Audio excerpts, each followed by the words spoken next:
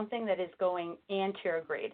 So basically your drainage is following the normal pathway, right? So it's going down the normal sinus. And so that's what a type 1 looks like. Now type 2 is also, or a type 2A for a Conyard, is basically this is drainage into the sinus, so we don't have any cortical drainage, but it's against the grain, it's against the flow, so you're coming across the torcula, for instance. This is a type 3, or a 2B, I'm sorry, and so now we have retrograde drainage, but we also have drainage into the cortical vein. So here you see the cerebellar vein there with the small arrow. And so now you're starting to get into cortical drainage there, and that's you're going to see where the risk starts increasing. A type 3 is cortical drainage only. Again, something that is very concerning because you don't have, now if this is only draining into the venous, the venous outflow for the brain, you don't have those dural leaflets to bolster, and so you do have an increased risk of hemorrhage.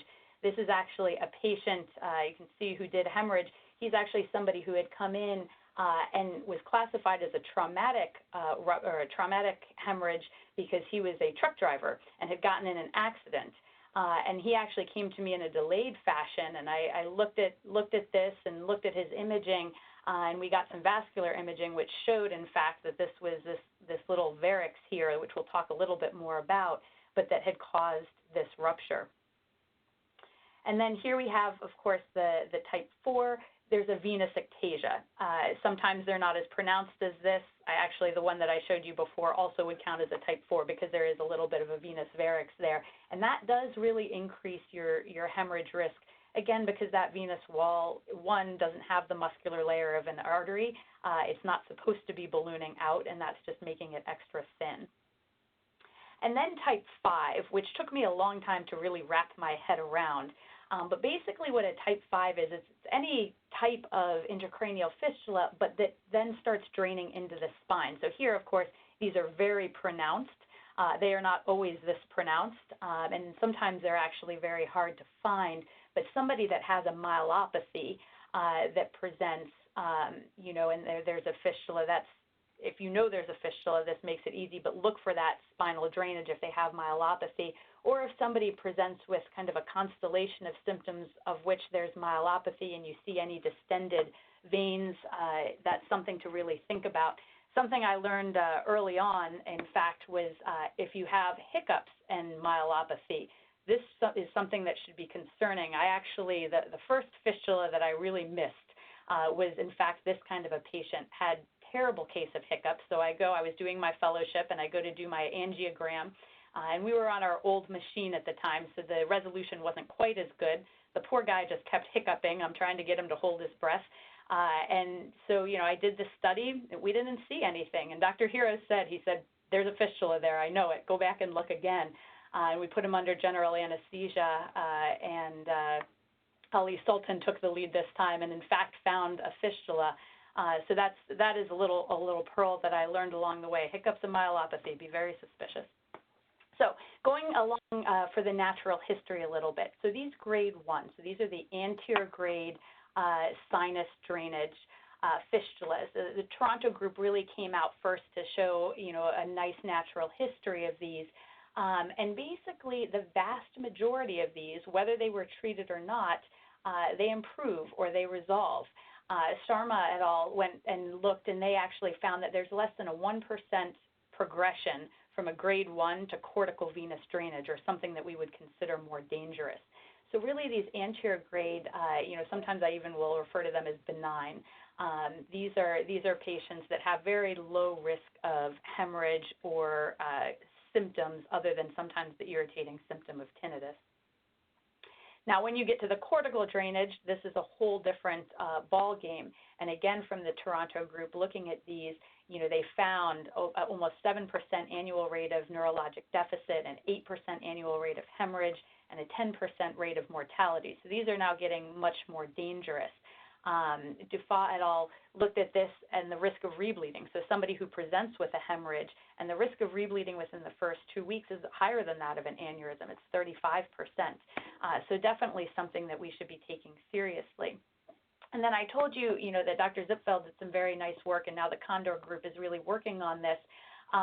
to kind of figure out precisely, in this modern era, which ones do we need to treat, which ones pose a risk to patients. And so if you look at the Borden criteria, which again, type 1 is anterior grade drainage, type 2 is retrograde drainage, and then type 3 you're adding cortical drainage in, you can really see that there's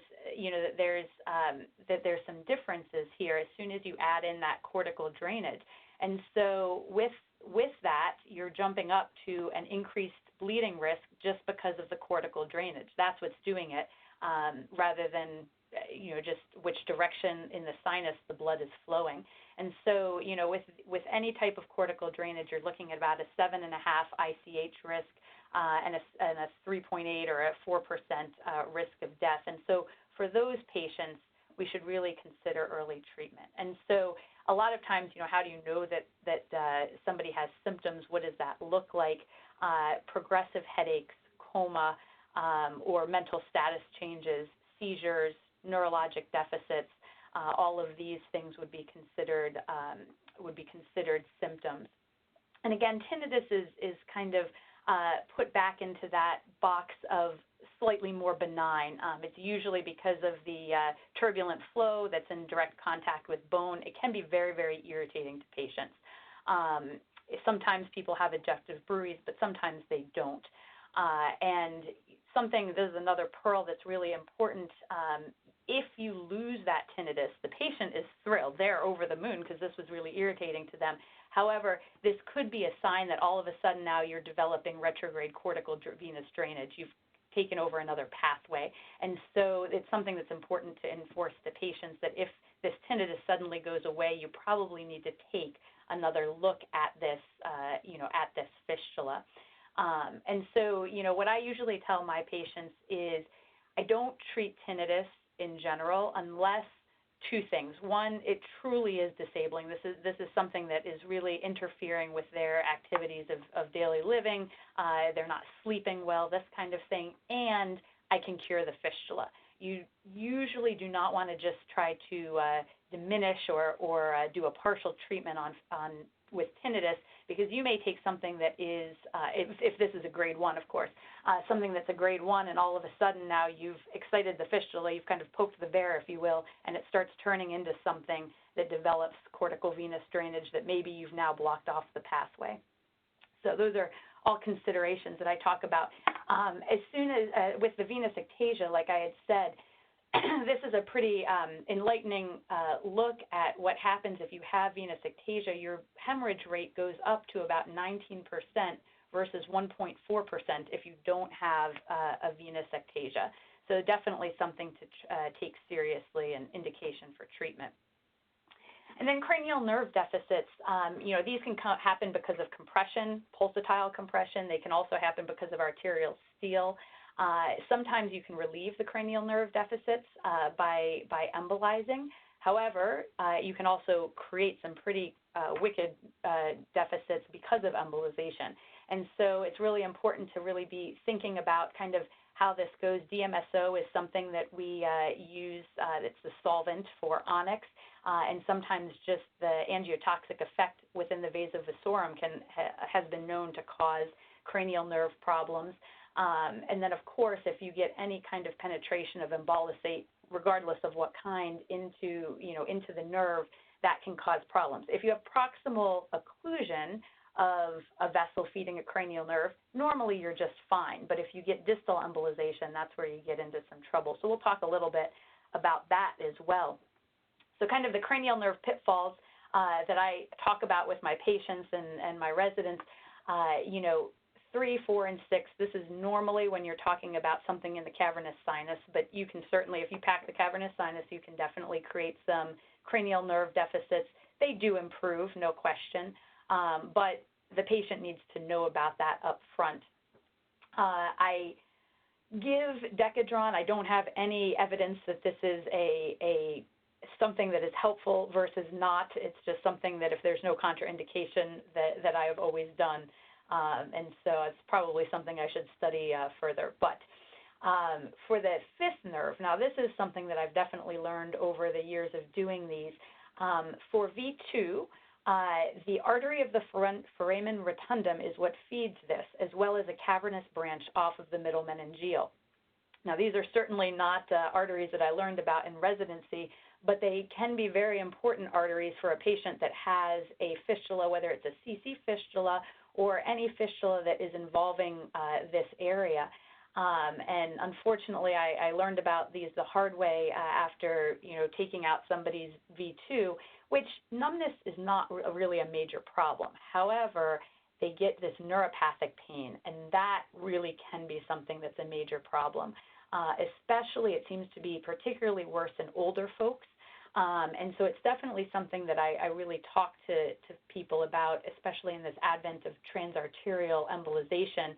If you put your catheter out there and just blast onyx or whatever your embolisate of choice is, you have to know that these branches are there, and it may cause a neuropathic pain set up in the cheek for this patient. Cranial nerve 7 specifically is fed by the petrosal artery off the middle meningeal. It feeds the geniculate ganglion. I'm going to show this to you, as well as the stapedial artery off the posterior auricular, sometimes the occipital, but usually posterior auricular. And this, especially the petrosal artery, very important because you can cause a complete facial nerve palsy that may or may not get better depending on how badly you've gotten embolisate into the nerve. And so I'm going to show you where these are. And then, of course, cranial nerves 9 through 11 are fed by the ascending pharyngeal artery, and I'll show you, you can take this proximally with impunity. However, you cannot get distal embolisate because this will cause some lower cranial nerve deficits.